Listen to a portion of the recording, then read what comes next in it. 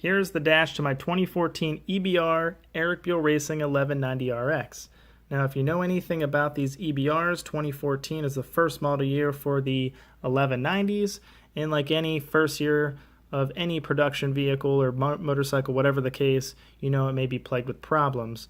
So the dash is certainly probably the number one that affects the 2014s along with the other models as well.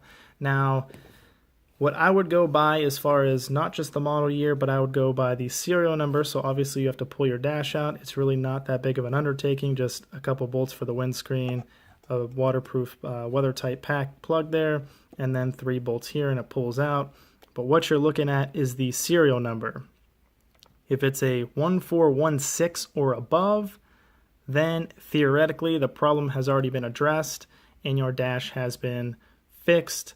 Now, if it's below that, like you see here, again, it's a 1416 serial number. If it's below that, then you'd probably want to pot your dash and take steps to make sure it doesn't have this dreaded communication error. So this video is not a how-to by any means. It's just strictly informational, and I'll show you what actually happens to cause this communication error, and then also what stuff you can use to prevent this from happening.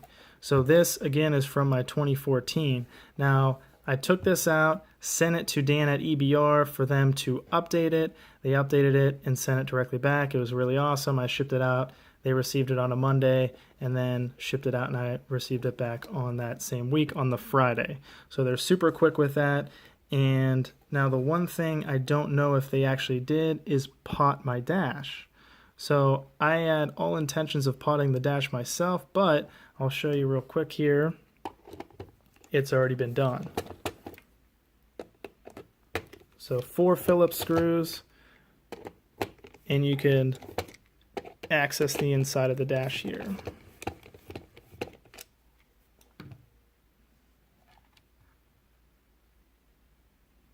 Set that to the side.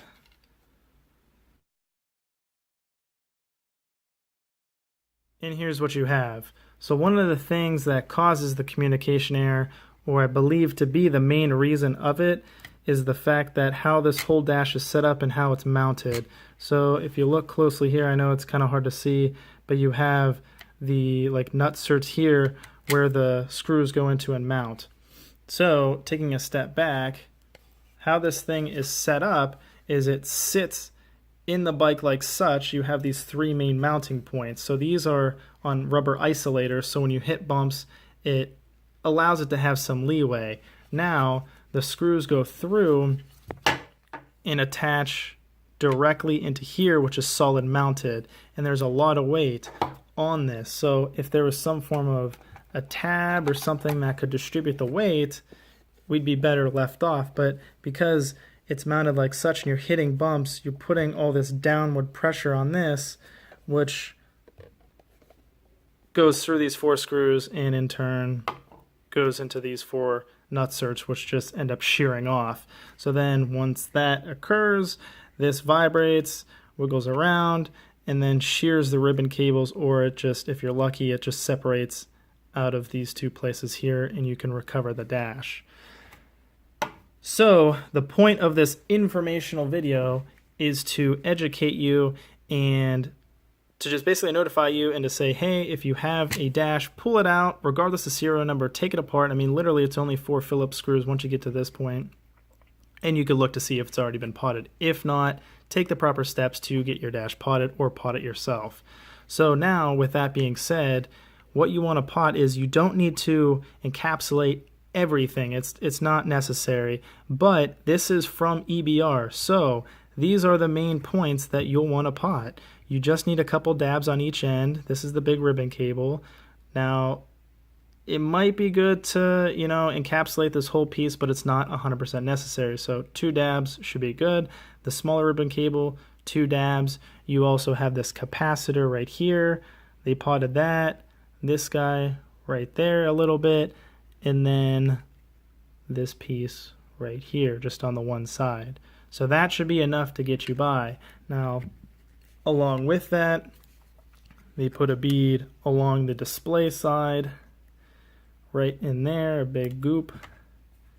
And then where this small ribbon cable meets the display. I find it interesting that they didn't really do much with the larger ribbon cable. Now, I don't know if this is how it comes, but it looks like there is some form of a black protective tape piece on here, which I imagine helps from it chafing on the inside, because this still moves around. But that should be perfectly fine. So you really only need to encapsulate, let's see, 1, 2, 3, 4, 5, 6, 7-ish areas, which isn't too bad. Now, it would be nice to come up with some way of distributing the mounting points here. I thought about encapsulating with some epoxy these nut certs to kind of like distribute it, but you know, maybe somebody else can think of a better method to do that. I don't know, because that can kind of be messy. But with that being said, the number one thing you want to research when encapsulating your dash is going to be the proper stuff to use. Yes, you can use silicone, and yes, you can use epoxy, like a 2-part epoxy, but you have to be careful.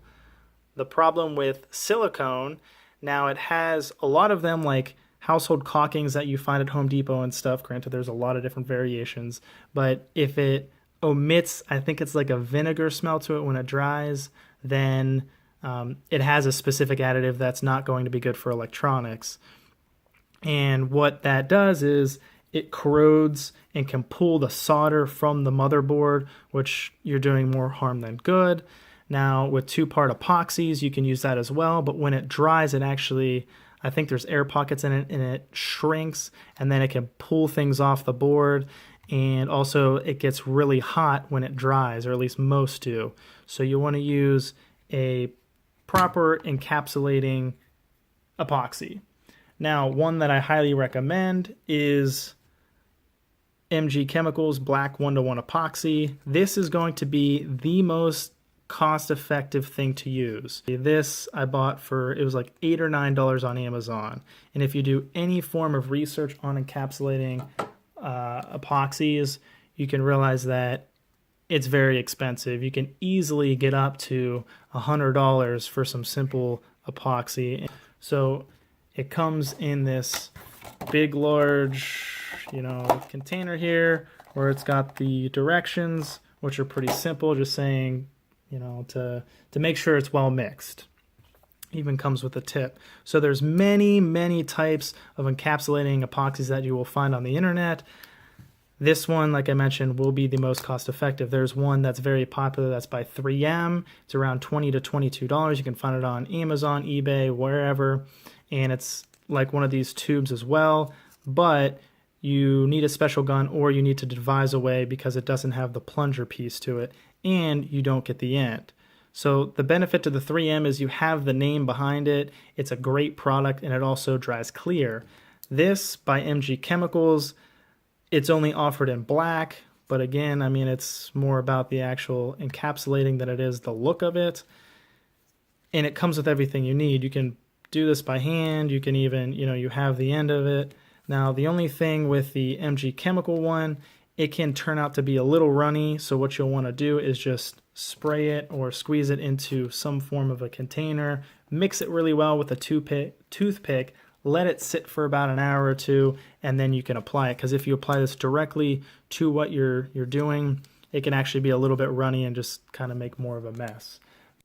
And real quick, before I go any further, I would like to talk real briefly about the terminology being used in this video, because I use it a lot, like back and forth, the same thing, when in fact I know it's kind of different. Now, number one thing, silicone and caulking are going to be two different things. Caulking is mainly for the bathroom, and the kitchen is for waterproof usage. Now, the silicone you can find to pot the dash. That's what I'm talking about. When one omits the vinegar smell, that's what you want to avoid. Do the research, find out what that additive is, and avoid that if you decide to go with that. Now, as far as compounds go for potting and encapsulating dashes, they're actually kind of two separate things. Encapsulating is taking this and just filling it up entirely with silicone. So that usually ends up a little more runny, because that has to level out, it has to set, and then the air bubbles come out of it. Whereas potting is exactly what you need to do to your dash. Usually it's going to be kind of a thicker type of compound. Now, this one by MG Chemicals that I recommend, it does both. It's a potting and encapsulating. But I just wanted to mention the fact that they are kind of two separate things, and that's why this one's going to be a little bit runnier than what you would find with a 3M or any other specific potting compounds. But like I mentioned before, squirt this into a container, mix it, let it sit for about an hour, see how it turns out. If it's still too runny, let it sit for another hour, and then scoop it and apply it. Don't apply this directly. This one, if you get this MG Chemical one, do not apply it directly to your motherboard. It's going to be too runny and it has to set first. But with that, I know I use these terminologies kind of back and forth, but there is in fact differences. Anyways, back to the video. Alright, so I'm going to cut this video off right now, mainly because I've probably already been talking for at least 15 minutes. I do apologize at the fact that this is not a how-to, but if anything, hopefully this gave you guys some sense of direction with what to do to take the preventative steps so you don't get that dreaded communication error with the dash on your EBR. If you have any questions, comments, concerns, be sure to comment. I'll see what I can do for you. If you want to see any videos about my EBR, same thing. I appreciate all the likes. I also appreciate the subscriptions. That definitely makes this worthwhile. Now, I would like to comment real quick. One of my next videos is going to be fixing, for the EBR, the dreaded low fuel light. Now, it's funny because I always say dreaded communication error, dreaded fuel light, because it always sucks when you have to do something on a newer bike that you really shouldn't have to. And if you don't do these preventative maintenance items, you know you're going to have problems in the future. But one of my next videos coming up is going to be fixing the low fuel light. So if you want to see that, be sure to subscribe. Catch you guys next time. Thanks for watching.